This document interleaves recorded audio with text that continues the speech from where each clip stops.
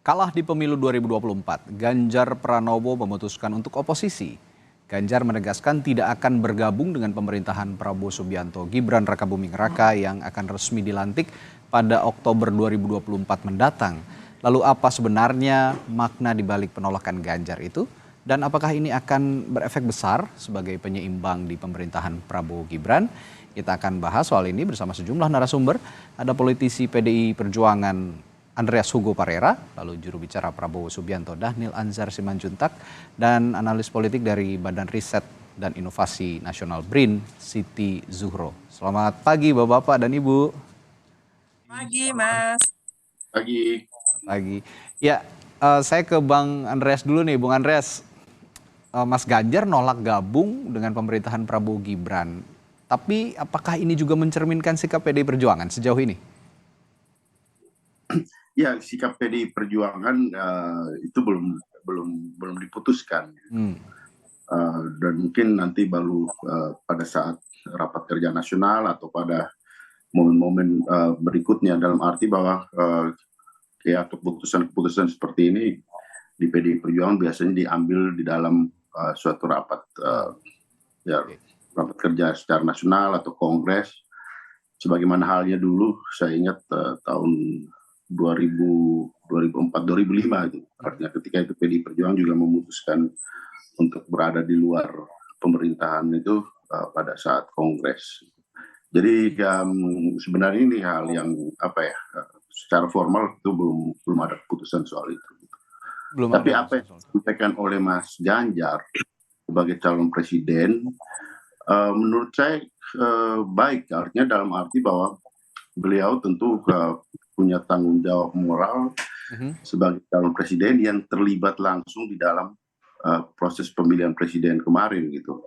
Dan kita tahu bagaimana proses pemilihan presiden kemarin dengan berbagai peristiwa dan catatan-catatan yang juga terakhir kita lihat bahwa bagaimana catatan itu ada di dalam melalui keputusan Mahkamah Konstitusi, ada 3 hakim konstitusi yang membuat catatan di dalam yang menjadi dissenting opinion.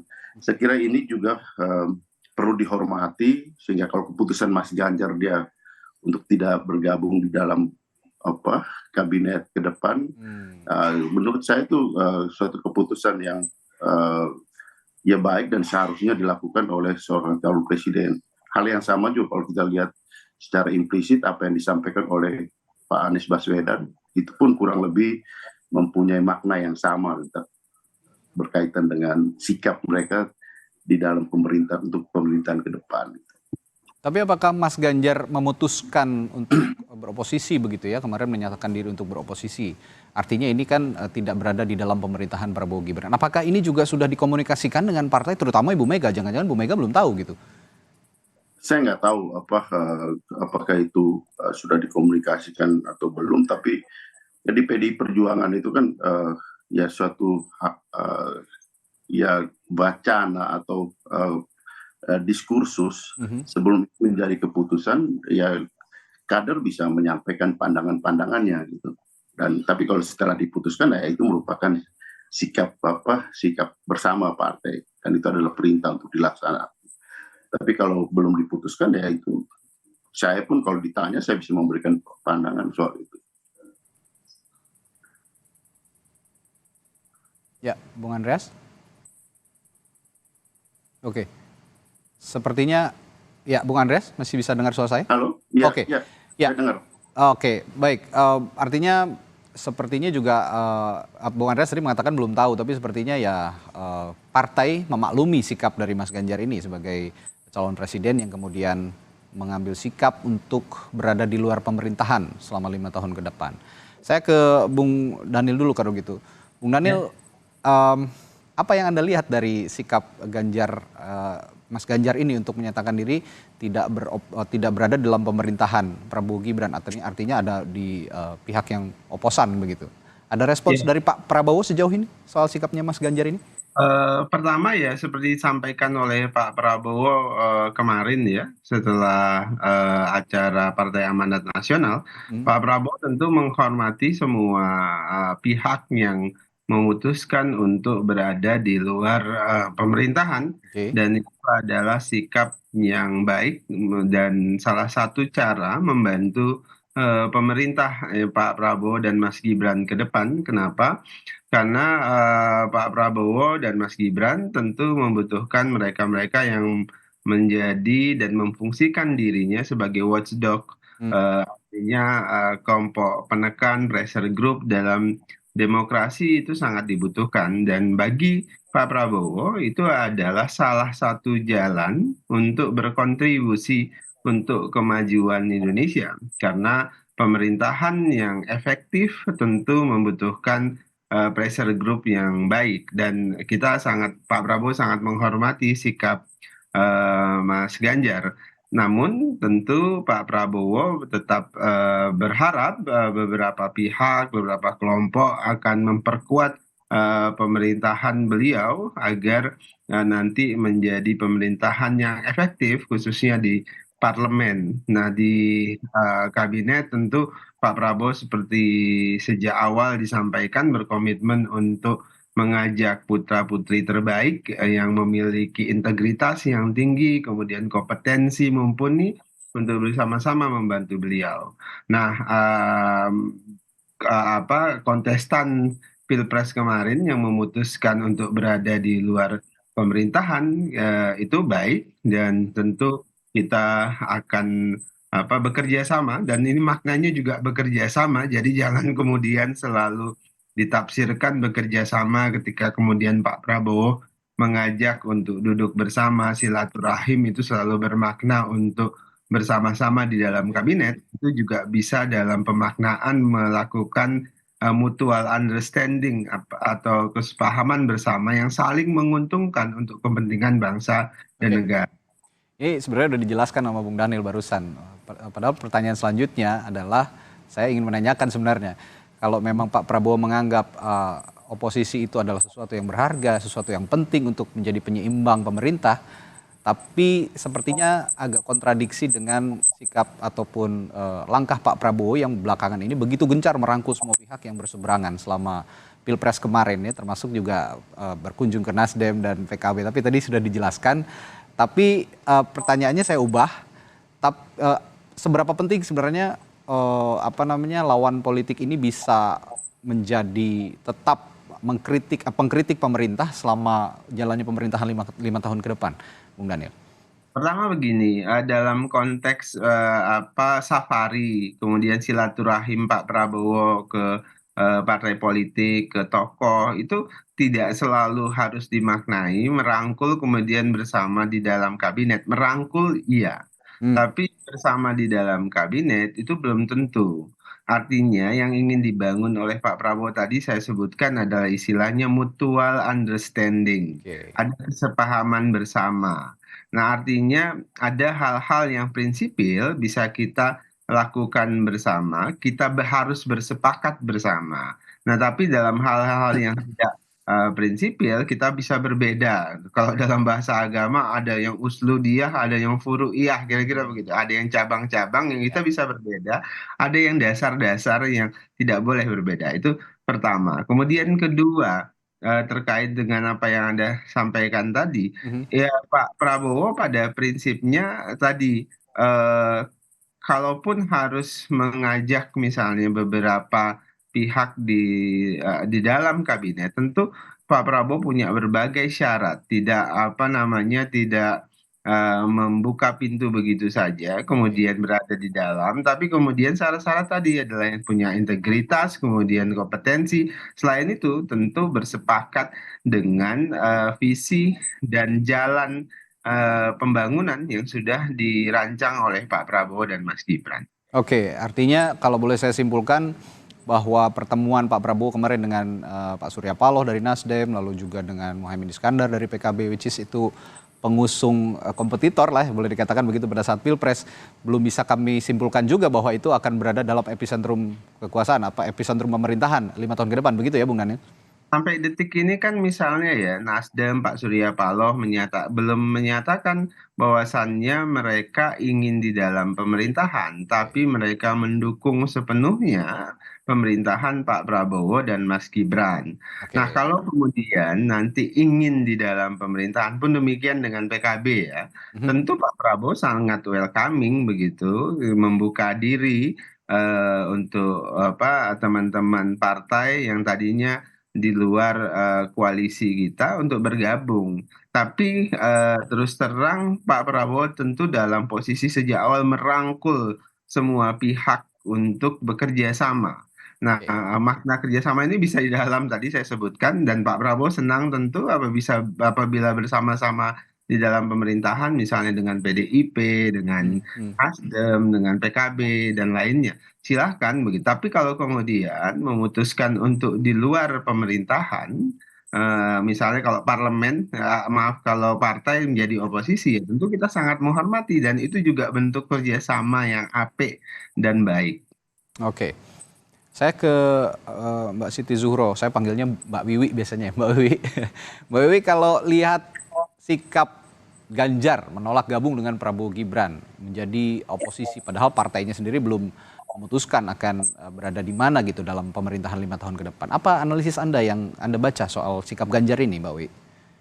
Ya, saya mencoba memahaminya ini dalam konteks rentetan panjang ke belakang dan ke depan, ya. Hmm, Jadi pasca Pilpres kemarin itu tentu gitu ya, memberikan satu pembelajaran, satu pelajaran yang sangat berharga untuk Indonesia, khususnya tentang kompetisi kontestasi. oke. Bagaimana elit-elit ini berkompetisi, berkontestasi sampai menghasilkan pemilu yang tentunya berakhir ada di Mahkamah Konstitusi.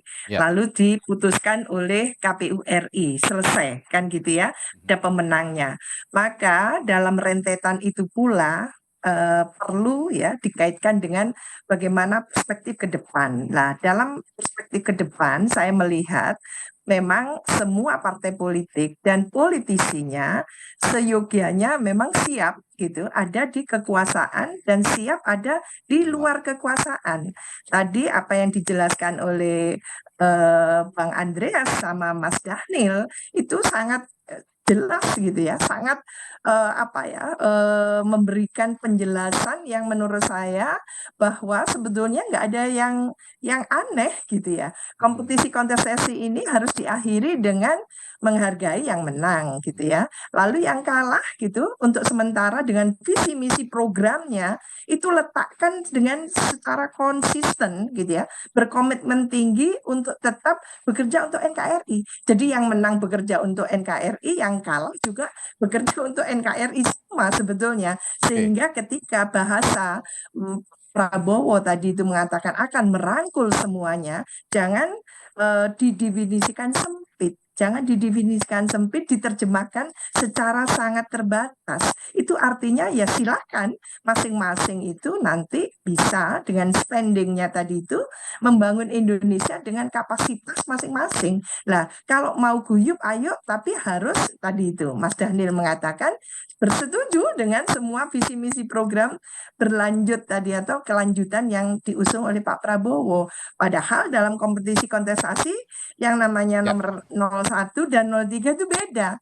Hmm. Maka seyogianya dalam konteks demokrasi partai-partai yang tidak sedang menang ini harusnya melakukan check and balances. Jadi itu nanti kita akan menyaksikan betapa pemerintah kuat ya, eksekutif kuat, legislatif kuat. Lah di situ nanti akan saling empowering. Maka semua kebijakan dari pemerintah itu tidak nyelonong begitu saja. Karena apa? Karena eksekutif heavy di DPR kan gitu. Ya. Nah, itu yang kita harapkan sehingga nanti kebijakan-kebijakan Pak Prabowo ini ke depan yang akan katakan melakukan pembangunan secara akseleratif ya untuk bidang ekonomi itu betul-betul dikawal oleh DPR yang kuat, oleh civil society yang oke, sehingga masukan-masukan untuk kebijakan, untuk perundang-undangan itu betul-betul well on the right track. Itu yang kita harapkan ke depan. depan. Lah itu baru nyambung dengan visi besar kita untuk 2045. Kalau tidak stagnasi kita begini saja. Cuman setelah pemilu koalisi kocar-kacir Oke. gerombol semua ke kekuasaan. Maksud tujuannya nggak jelas kalau menurut saya. Lah ini yang harus mungkin mulai diluruskan oleh Pak Prabowo ya sebagai pemimpin terpilih itu. Oke, kalau saya lihat dari pernyataannya Bung Andreas, Bung Dhanil, juga Mbak Wiwi ini, kalau oke lah, Ganjar saat ini, Mas Ganjar ini menyatakan sikap untuk oposisi, meskipun partainya juga belum menyatakan untuk berseberangan dengan pemerintah begitu ya, untuk mengawal pemerintahan 5 tahun ke depan. Tapi apakah ini bisa diartikan bahwa sebenarnya sikap Ganjar ini masih dinamis ke depannya dan di kondisi-kondisi tertentu, in terms of certain condition, Ganjar bisa saja bekerja sama dalam hal-hal tertentu dengan pemerintah dan kedepannya kalau memang tidak cocok juga tidak bisa juga kita katakan akan bekerja sama. Jadi bisa bekerja sama atau tidak, ini tergantung kondisinya begitu. Apa seperti itu kondisinya, Mbak Wi, sejauh ini? Ya, ini menarik sekali ya. Jadi tentu saya mengacu pada statementnya Mas Ganjar bahwa beliau ini bukan politisi kemarin sore gitu ya. Sudah lama di PDI Perjuangan. Ya. Dia betul-betul kader, bukan kader karbitan kan gitu ya. Artinya apa? Dia menghayati betul bagaimana ke depan.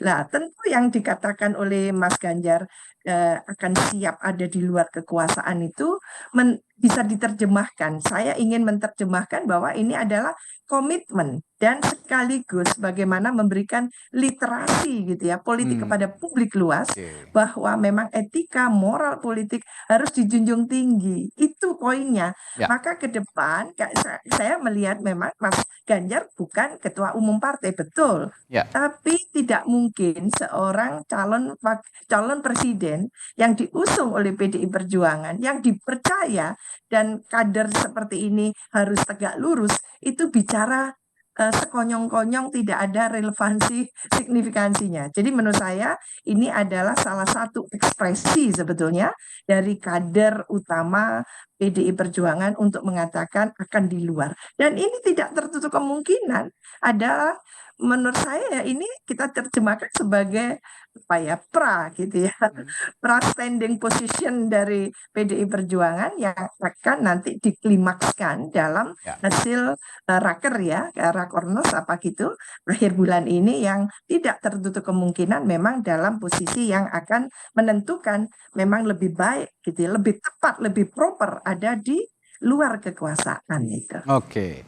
Dan saya tertarik juga dengan pernyataan Mbak Wi tadi soal civil society. Bagaimana mungkin nanti peran Mas Ganjar ini di 5 tahun ke depan mungkin akan mewakili civil society, meskipun nanti sikap PDI Perjuangan seperti apa kita tidak tahu nanti ke depannya, tapi akan mengikuti arus keinginan dari civil society. Kira-kira begitu ya Mbak Wi ya? Iya, ada kesadaran dari sejumlah elit politik ya. Ini termasuk Mas Dhanil maupun Bang Andreas tentu gitu ya, memahami konteks ya. Saat ini pemilih yang mendominasi itu adalah orang-orang milenial. Tentu orang-orang milenial ini bangga dengan sosok-sosok ya elit politik yang mampu menjaga political commitment-nya. Jadi komitmen politiknya dan merawat itu dengan sangat baik. Dan di Indonesia kita butuhkan civil society yang kokoh gitu. Ketika nanti itu kita perlukan, ketika DPR-nya layu kan gitu ya. Saya khawatir banget ini kalau sampai di DPR bukan koalisi ya, semacam partai-partai yang ada di luar kekuasaan itu cuma PDI Perjuangan saja. Iya. Ini menurut saya ini musibah lagi. Karena yang lalu itu dengan sangat minim yang ada di luar kekuasaan itu Tapi peraturan atau kebijakan-kebijakan itu yang tidak menguntungkan rakyat luas dan bahkan bisa mengancam NKRI kita itu lolos begitu saja. Ini yang nggak boleh. Saya tentu apresiasi Prabowo adalah calon pemimpin yang nanti akan menjadi presiden ya, yang sangat concern dengan itu. Maka tentunya gitu ya, meskipun militer, beliau itu pernah menjadi militer, bukan berarti akan membungkam civil society seperti itu, tidak. Justru ingin akan adanya penguatan civil society sebagai counterpart di situ. Baik. Itu. Ya, Ya. tapi kalau dibilang tadi jangan sampai begitu ya nanti melempem gitu oposisi yang ada di parlemen. Tapi saya yakin kalau banteng biasanya kalau di luar kandang itu galak Mbak Wi. Benar nggak Bang Andreas? Ya, ya PDI Perjuangan ini kan apa DNA-nya tuh DNA perjuangan. Oke. Dan berada di luar parlemen, berada di luar pemerintahan, di dalam pemerintahan itu ya sudah terlatih terbiasa gitu. Dan untuk itu memang buat PDI Perjuangan tidak ada masalah gitu kalau harus berada di luar pemerintahan, dan ini adalah konsekuensi dari proses pemilihan umum, pemilihan presiden yang berlangsung kemarin.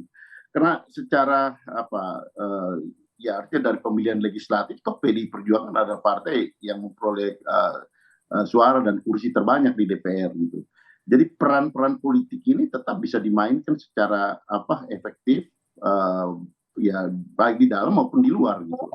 Nah, tapi kembali pada apa yang disampaikan oleh Mas Ganjar tadi, saya pendapat betul bahwa ini adalah memang ini sikap pribadi Mas Ganjar sebagai seorang kader yang pernah menjadi capres, dan itu adalah tanggung jawab moral beliau terhadap proses yang terjadi dan terhadap orang yang memberikan dukungan terhadap dirinya dan semua visi misi yang pernah dia kemukakan gitu.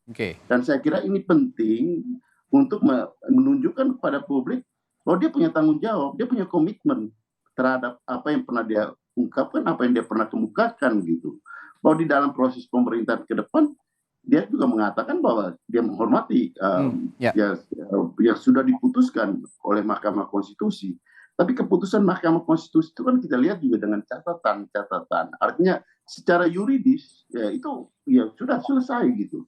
Tetapi juga ada hal-hal politis yang harus menjadi ya artinya di sini kalau saya mau katakan bahwa ini ada legitimasi politik ini. Kalau misalnya Mas Ganjar mengatakan saya ingin bergabung di dalam kabinet yang akan datang, ini akan menghapus semua persoalan yang sudah terjadi sebelumnya. Saya tidak katakan bahwa kita harus mengingatnya terus, tapi catatan-catatan penting ini harus menjadi perbaikan untuk kita ke depan gitu. Dan representasi itu dilakukan oleh Pak Ganjar untuk disampaikan secara terbuka kepada publik, dan ini penting, menurut saya ini penting. Dan ya sudah seharusnya dan sewajarnya Mas Ganjar melakukan itu. Kalau tadi Bang Andreas mengatakan ada di dalam pemerintahan, di luar pemerintahan, kalau garisnya perjuangan sebenarnya sama saja posisinya begitu. Tapi kalau menyimak pernyataan Anda ini sepertinya ya masih ada kans gitu ya untuk PDI Perjuangan bisa bekerja sama dengan pemerintah 5 tahun ke depan. Kira-kira begitu ya, Bang Andreas? Iya, itu tadi artinya gini, ini di luar ini kan terlalu sederhana mengartikan bahwa seolah-olah wah kalau ini terus kemudian kita tidak bisa bekerja sama. Selama pemerintahan Pak SBY kemarin juga tidak semua hal kita tolak gitu. Tapi ada hal-hal prinsip yang kemudian ya PDI Perjuangan berbeda pandangan ya. Itu biasa gitu. Bahkan di dalam parlemen yang di dalam kabinet pada waktu itu pun juga berbeda pandangan dengan pemerintahan Pak SBY, itu terjadi ketika PDI Perjuangan mempunyai sikap yang berbeda. Jadi hal-hal seperti ini buat PDI Perjuangan bukan merupakan suatu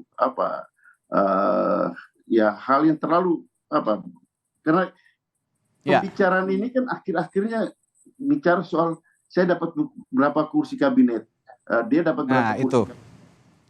Itu kan ininya. Karena pada praktiknya, Bung Andreas, seringkali politik kita itu terlalu pragmatis. Jadi pragmatis dan banyak yang mengasumsikan demikian begitu kira-kira. Betul. Ya.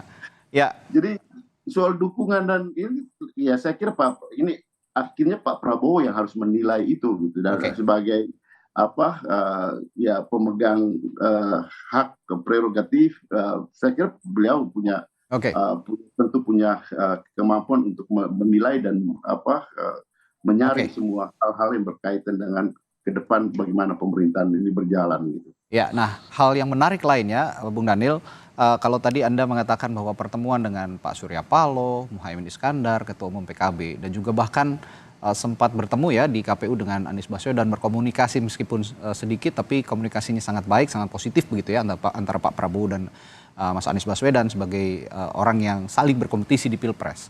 Tapi kan saya belum melihat dan publik juga belum melihat bahwa Pak Prabowo ini bisa berkomunikasi dengan Ganjar Pranowo yang sekarang sudah menyatakan diri katanya untuk oposisi.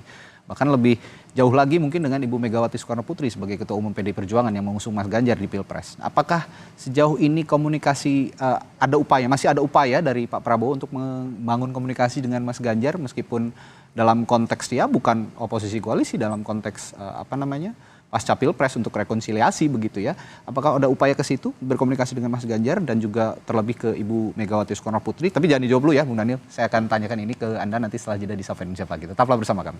Sebelum jeda tadi saya sempat menanyakan pada salah satu narasumber saya, Bung Daniel Anzar Simanjuntak sebagai juru bicara dari Presiden terpilih Prabowo Subianto bahwa tadi kan sempat berbincang juga kita bahwa pertemuan antara Pak Prabowo dengan Pak Surya Paloh, dengan Gus Muhaimin, lalu juga sempat bertemu dengan Mas Anies Baswedan pasca Pilpres ya di KPU meskipun sebentar, tapi itu maknanya sangat dalam, publik melihatnya begitu.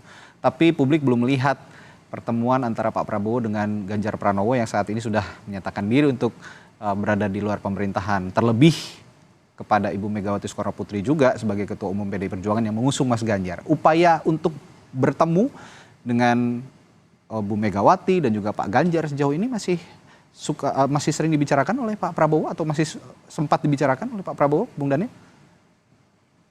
Lalu menunjukkan sikap rendah hati beliau yang selalu ingin bersilaturahim dengan semua pihak, termasuk dengan Ibu Megawati, dengan Mas Ganjar dan sebagainya.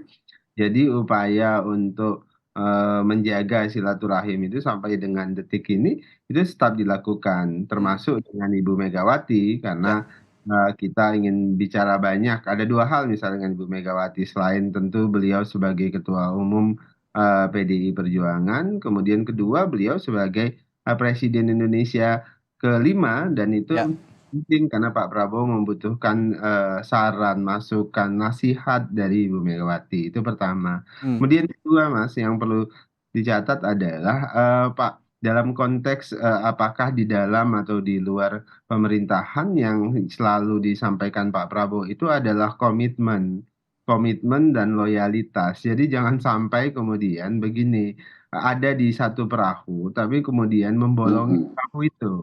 Itu yang bahaya. Bahkan kami terus terang, Pak Prabowo berulang kali menyatakan sangat menghormati kalau kemudian ada di luar pemerintahan, kemudian mengkritik, kemudian menekan, jadi pressure group, konsisten dengan itu dibandingkan kemudian di dalam pemerintahan tapi kemudian membolongi perahu. Itu yang sangat berbahaya. Dalam bahasa sederhananya sebenarnya begini, kalau kita dekat ya kita kalau mau mengkritik ya berbisik begitu. Ya.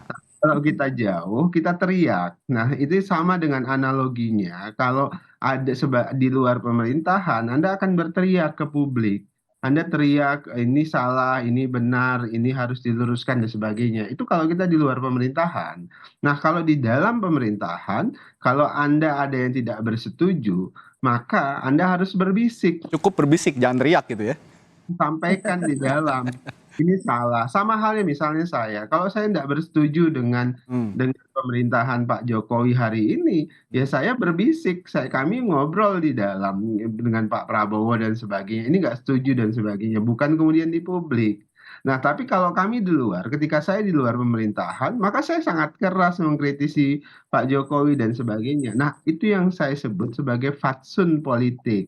Dan itu yang ingin dijaga oleh Pak Prabowo. Anda perhatikan Pak Prabowo ketika masuk di dalam pemerintahan, beliau total jadi prajuritnya Pak Jokowi. Tapi kemudian ketika di luar pemerintahan, Pak Prabowo total sebagai pressure person atau pressure group dan sebagainya. Nah, itu konsisten dilakukan. Yang kita butuhkan itu ya seperti itu. Jadi jangan kemudian misalnya dalam pemerintahan tapi kemudian nanti untuk cari simpati rakyat, kemudian ya di luar kritik macam-macam dan sebagainya. Nah, itu yang kami sebagai konsistensi dan fatsun politik dalam demokrasi kita. Ini analogi yang sangat menarik menurut saya. Kalau ada di dalam, untuk menyampaikan kritik cukup berbisik. Kalau ada di luar ya berteriak karena jaraknya jauh begitu. Nah, yang ingin saya tanyakan, dengan komposisi partai politik yang begitu banyak mengusung Pak Prabowo Gibran di Pilpres, belum lagi nanti ditambah mungkin akan ada partai-partai baru yang ikut dalam koalisi begitu. Anda yakin gemuknya koalisi ini tidak akan berteriak meskipun ada di dalam? Ya, itu tadi, Mas. Jadi sejak awal ketika Pak Prabowo mengajak untuk berada di dalam koalisi atau di dalam pemerintahan, maka fatsun politik itu atau etika itu harus dipegang. Oke. Itu Pak Prabowo tadi saya sebutkan sejak awal ketika Anda mau di dalam pemerintahan, ini loh fatsunnya, ini loh etikanya, itu yang harus dipegang. Jadi kalau dalam satu perahu kan sama dengan kita berkeluarga, karena Ya, kita ada di satu rumah, maka semua hal yang kurang di rumah itu nggak mungkin kita bicarakan di luar. oke. Kecuali kita di luar, baru kemudian kita berteriak, kita kritik dari luar. Jadi itu hal yang simpel, itu hal yang sederhana, dan Oke. itu adalah etik yang harusnya berlaku di semua di semua politisi, di semua partai. Oke, nah ini masih akan saya tanyakan juga ke Mbak Wi, karena analogi Anda sangat menarik sekali, Bung Daniel. Mbak Wi, kalau kata Bung Daniel tadi ya, kalau berada di dalam menyampaikan kritik cukup berbisik karena dekat jaraknya, kalau di luar ya teriak kepada publik karena jauh jaraknya. Apakah Mbak Wi juga punya pandangan bahwa koalisi yang begitu besar, partai-partai politik yang menaungi atau mengusung Pak Prabowo Gibran ini tidak akan berteriak di luar? Karena kalau kita lihat pengalaman, di eranya Pak SBY saja kalau saya lihat ini banyak sekali partai-partai yang berada di dalam juga akhirnya berteriak, salah satunya PKS pada saat itu. Bagaimana nih Mbak Biwi? Iya, iya, ini menarik ya. Jadi yang perlu kita camkan bersama bahwa dengan terbangunnya koalisi besar itu bukan pekerjaan yang ringan. Ya. Ini akan menjadi tentunya gitu ya, pekerjaan yang cukup berat dan diperlukan kepiawaian untuk mengelola gitu ya, bagaimana unsur-unsur dari kekuatan politik tadi itu terpuaskan kan gitu. Maka akan berbisik kalau terpuaskan gitu ya.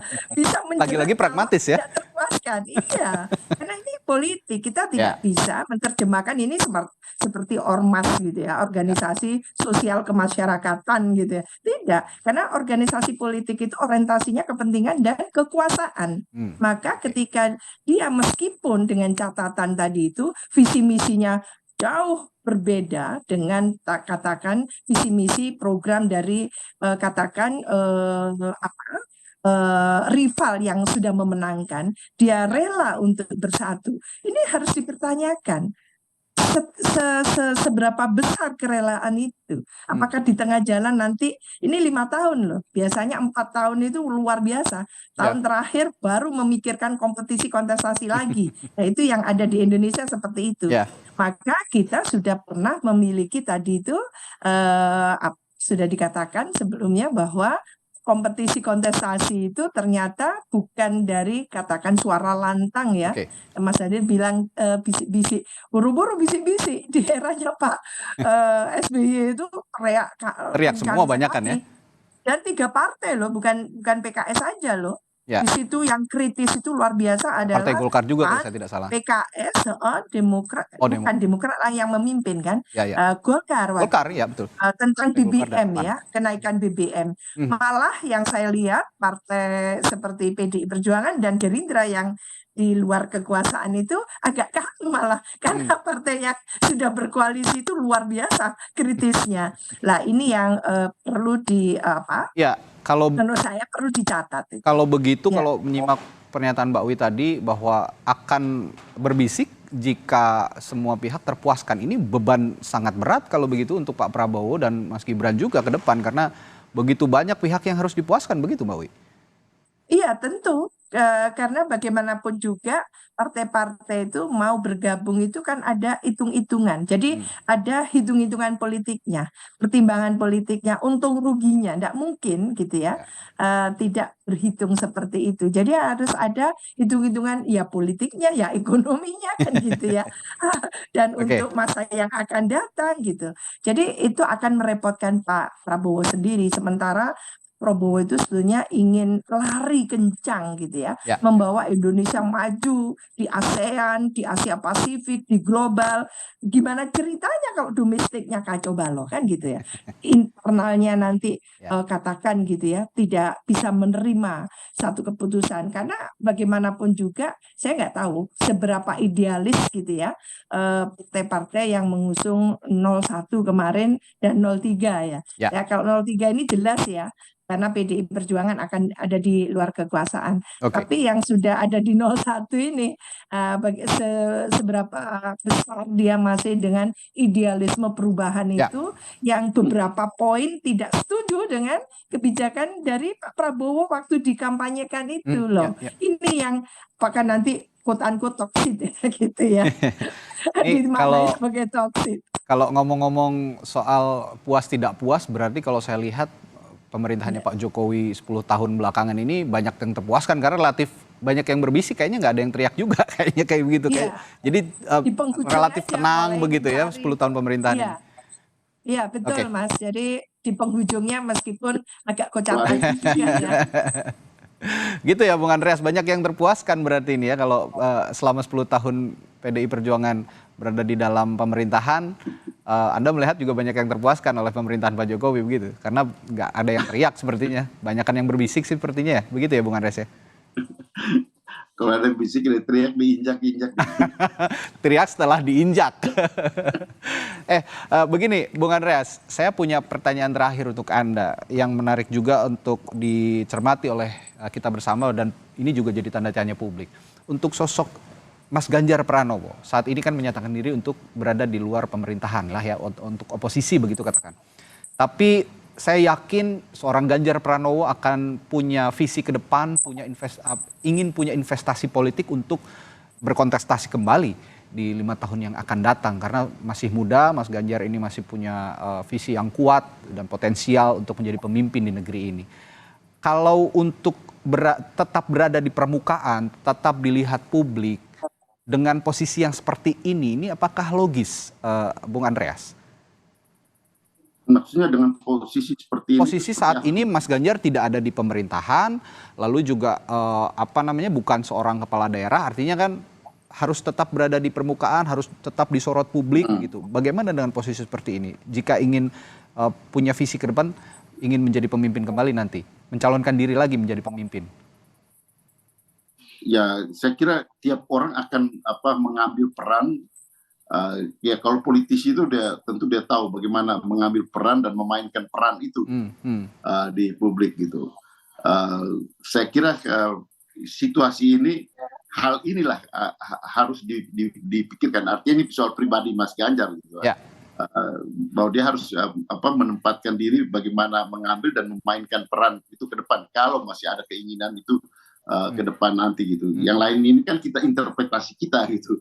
Dalam arti ya ini tentu merupakan hal yang sangat bersifat pribadi daripada Mas Ganjar, seorang Ganjar Pranowo tentunya. Kita lihatlah ke depan bagaimana dia mengambil dan memainkan peran tersebut gitu. Bisa jadi juga orang ketika diberikan peran tapi dia tidak bisa memainkan itu dengan baik kok akan tenggelam di dalam keramaian publik seperti yang kita lihat sekarang ini gitu. Yeah. Atau justru terjerumus gitu kan. Nah, saya kira hal-hal seperti inilah yang sebagai politisi saya kira Mas Ganjar sudah tahu tempatnya itu. Tentu juga dengan dorongan mesin partai politik ya dari Mas Ganjar sendiri, PDI Perjuangan yang akan tetap menjadikan seorang Ganjar Pranowo ini seseorang yang tetap dipandang oleh publik, tetap dilihat oleh publik sebagai orang yang punya visi yang kuat dan calon pemimpin yang sangat potensial. Begitu kira-kira ya Bung Andreas. Ya, Ganjar adalah seorang kader dan dia sudah membuktikan dirinya sebagai seorang kader yang setia dan tekun melaksanakan keputusan-keputusan partai yang sudah diberikan dan tanggung jawab yang diberikan kepadanya, dan itu kita lihat. Mari kita tunggu, kita lihat. Bisa menambahkan Mas perjalanan. Oke, silakan singkat Mbak Wi.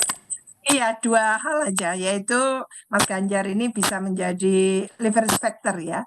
Oke, Leverage factor jadi faktor yang bisa mengungkit bahwa politisi-politisi itu memang perlu punya idealisme gitu. Lah, ini inspiring tentunya ke depan mhm, supaya ada role model kita ke depan itu. oke, Bahwa etika gitu ya, tata krama, moral, politik itu dikedepankan. Itu aja sebetulnya. Terima kasih. oke. Meskipun tidak punya jabatan apapun, tapi bisa tetap jadi role model untuk publik, mencerminkan seorang politisi yang baik begitu ya, kira-kira untuk sosok Ganjar Pranowo 5 tahun ke depan. Menarik, kita tunggu apa peran yang akan diambil dan dimainkan oleh Mas Ganjar Pranowo 5 tahun ke depan untuk tetap berada di permukaan. Karena kontestasi politik saya yakin tetap akan diikuti oleh Mas Ganjar kira-kira nanti ke depan. Terima kasih politisi PDI Perjuangan Andreas Hugo Parera, juru bicara Presiden terpilih Prabowo Subianto, Dhanil Anzar Simanjuntak, serta analis politik dari BRIN, Pak Siti Zuhro, telah berbagi perspektifnya pagi hari ini. Terima kasih Terima Bapak dan kasih. Ibu, sehat selalu. Terima Sampai kasih, jumpa Pak lagi. Wib.